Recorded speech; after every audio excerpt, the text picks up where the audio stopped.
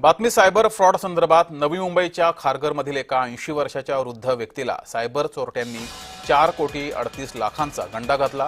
November ते 9 जानेवारी दरम्यान पीडित व्यक्तीने या चोरट्यांना रक्कम ट्रान्सफर केली। आर्थिक फेरफार केल्याच्या केसमध्ये तुमचं नाव आलं आहे। अटकेपासून बचाव करायचा असेल तर रिझर्व्ह बँकेच्या एका विशेष खात्यात तुमचे सगळे पैसे ट्रान्सफर करा असे फोनवरून हे सायबर चोरटे सांगत होते आणि त्यानंतर हा संपूर्ण फ्रॉड समोर आला आहे।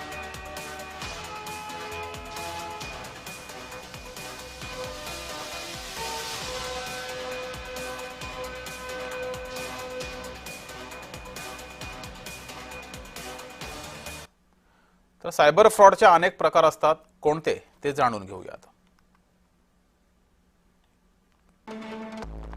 कोणीही फुकट पैसे देत नाही, त्यामुळे लकी ड्रॉ वगैरे गोष्टींवर अजिबात विश्वास ठेवू नका।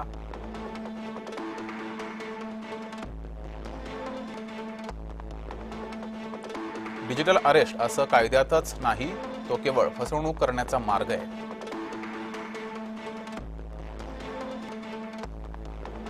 पोलीस कधीही फोनवरून चौकशी करत नाहीत, त्यासाठी ते घरी येतात किंवा तुम्हाला पोलीस स्टेशनला बोलावतात।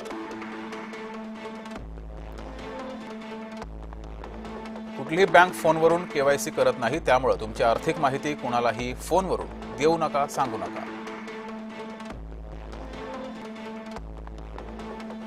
तुमच्या खात्यात कोणाला पैसे टाकायचे असतील तर त्यासाठी कधीच OTP लागत नाही, हेही लक्षात ठेवणं गरजेचं आहे। मित्र नातेवाईकांच्या फोनवरून आर्थिक व्यवहार करणं टाळा, नाहीतर त्यांचीही फसवणूक होऊ शकते। ऑफिसच्या कॉम्प्युटरवरून पैसे पाठवणं हे सुद्धा टाळलं पाहिजे।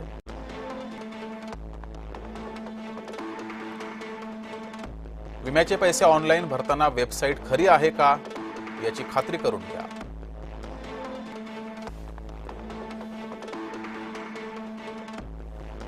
तर या सायबर फ्रॉडला बळी पडू नये यासाठी काय केलं पाहिजे, तर Amazon किंवा तत्सम वेबसाईटवरून तुम्हाला कॅशबॅक आला आहे असं सांगून बँक खात्याची माहिती हे मिळवतात। हा एक प्रकार आहे फ्रॉडचा। तुमच्या नावानं ड्रग्सचे पार्सल पकडलं आहे, तुम्हाला डिजिटल अरेस्ट करत आहोत असं सांगितलं जातं।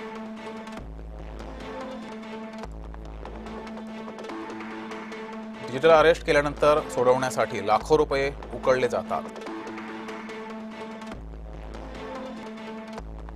तुम्ही हॉटेल बुक केलं असेल तर क्रेडिट कार्डच्या माहितीची पडताळणी करायची आहे असं सांगून पैसे चोरले जातात।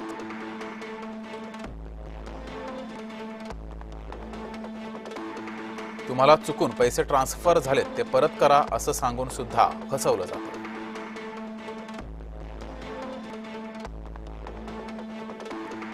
तुमच्या मुलाला लैंगिक अत्याचाराच्या आरोपात अटक केली आहे, सोडवण्यासाठी पैसे पाठवा असं सुद्धा सांगून फसवणूक केली जाते।